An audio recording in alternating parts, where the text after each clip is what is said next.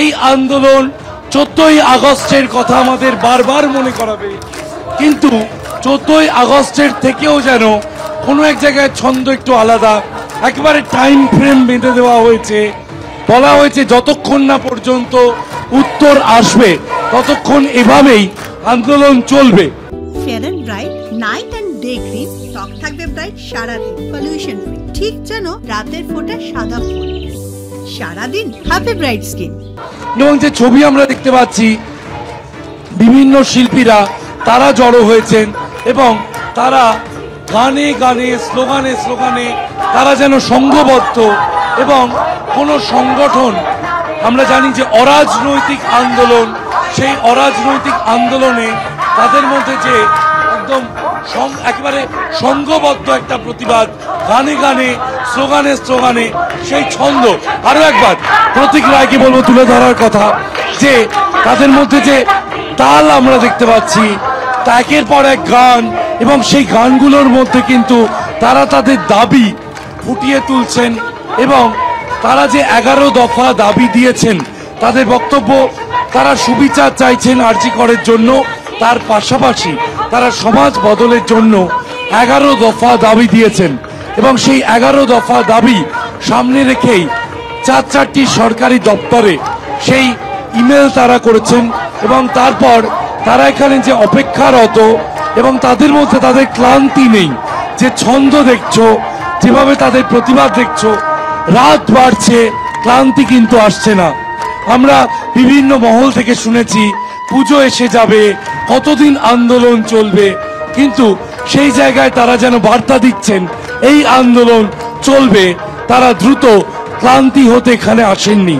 এবং কলকাতার রাজপথের আজকে যে তারা দখল নিয়েছেন, সেই দখল আজ আমরা দেখতে পাচ্ছি যে একেবারে তাদের যে মেজাজ, তারা যেন সুবিচার নিয়েই যাবেন, সেই বার্তা তারা স্পষ্ট করছেন।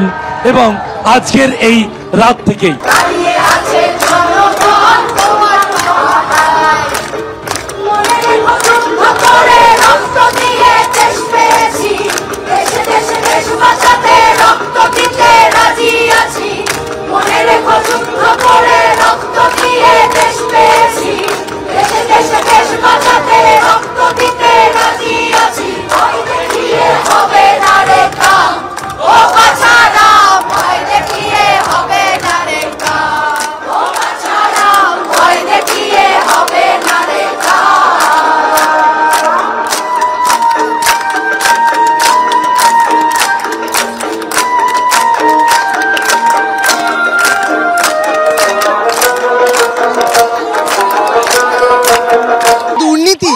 চতুর্দিকে ঢুকে পড়েছে। এইটার জন্য কি করব আমরা? মানে তাহলে তো একটা, যেভাবে এখন রেপ বা কোনো শ্লীলতাহানি হয়েছে বললেই থানা থেকে বাউন্ড এফআইআর নিতে, তাহলে এই দুর্নীতির এফআইআর নিতেও তারা বাউন্ড হবে। দুর্নীতি নিয়েও তারা এমন কিছু একটা তারা চালু করুক, কারণ না বড় বড় মাথারা ছোট ছোট এরকম ভাবে সব রেখে দিয়েছে লোকজনকে। বলে না বাঁশের থেকে কঞ্চি বেশি, তারা তো সব জায়গায় দাপিয়ে বেড়াচ্ছে, তাদেরকে কিভাবে শায়েস্তা করা হবে?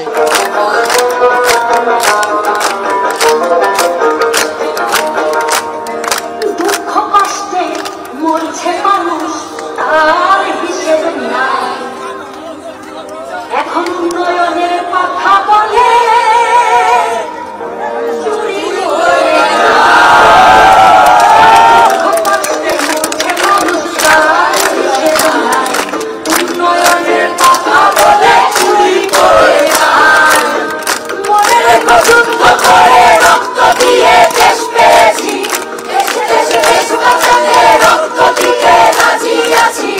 বিচারের আশা তো অনেকটাই করছি, কারণ সরকারটা তো আমাদেরই সরকার, সরকারটা তো অন্য লোকেদের সরকার নয়।